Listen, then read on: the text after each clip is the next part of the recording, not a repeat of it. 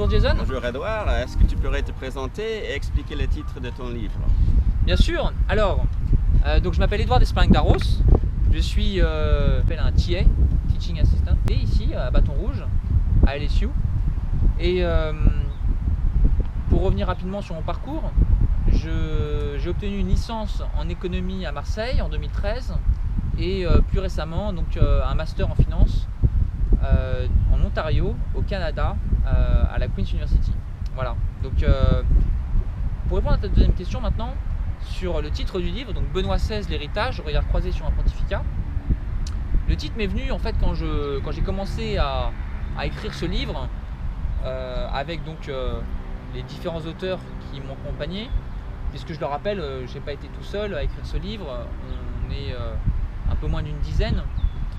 Alors, Benoît XVI, l'héritage, première partie du titre, c'est simplement rendre compte de ce qu'a fait Benoît XVI lors de ses années de pontificat en tant que chef de l'Église catholique, donc après Jean-Paul II et avant le pape François, le pape actuel, et la manière dont il a géré finalement le dialogue interreligieux, et puis surtout la deuxième partie du titre, regard croisé, eh bien ça vient du fait que, je le répète, je n'ai pas été le seul à écrire ce livre.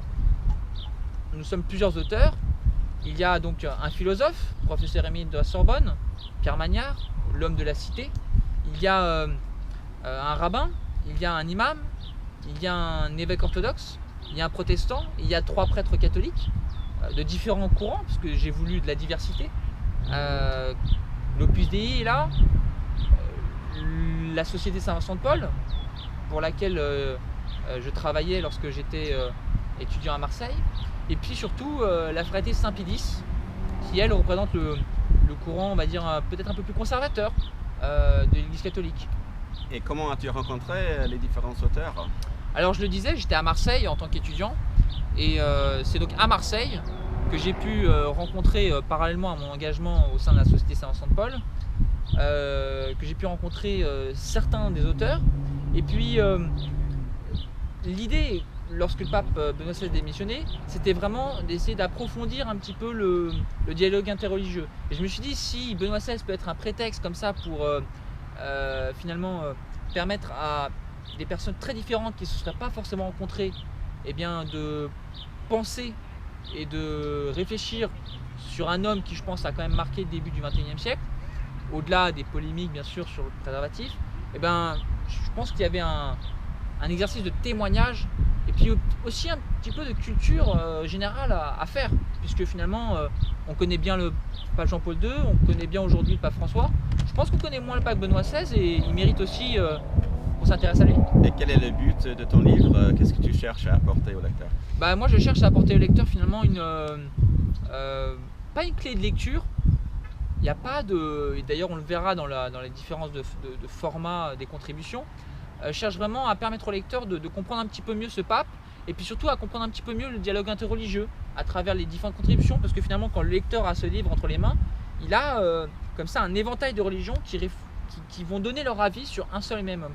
Donc je pense que c'est aussi finalement une histoire d'homme, c'est une histoire d'œcuménisme, et c'est ça je pense que le lecteur peut retirer, c'est vraiment essayer de connaître un petit peu mieux les religions, et puis finalement comment est-ce que pensent les hommes qui sont derrière ces mots islam, judaïsme, catholicisme, protestantisme. Et que penses-tu des différentes contributions?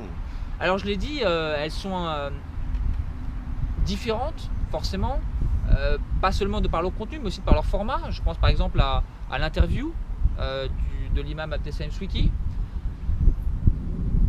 Elles sont éclectiques, ça pourrait être une critique d'ailleurs. Certains auraient peut-être aimé des contributions cadrées qui ont vraiment le même format. Moi j'ai voulu vraiment ne pas mettre d'exigence et essayer autant que se peut de garder la nature brute des contributions. Okay. Et comment est-ce que le livre sera reçu à ton avis? Alors je pense que le livre sera extrêmement bien reçu à condition